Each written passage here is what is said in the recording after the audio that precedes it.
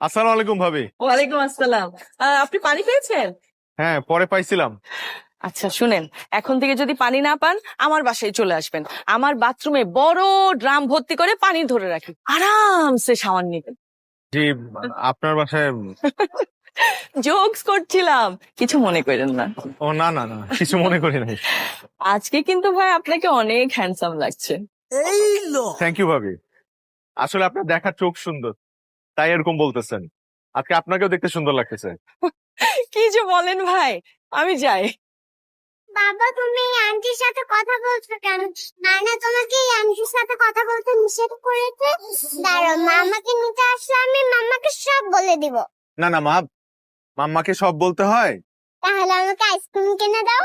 ওরে বাবা রে, নিজের বাপরে ব্ল্যাকমেল করতেছস?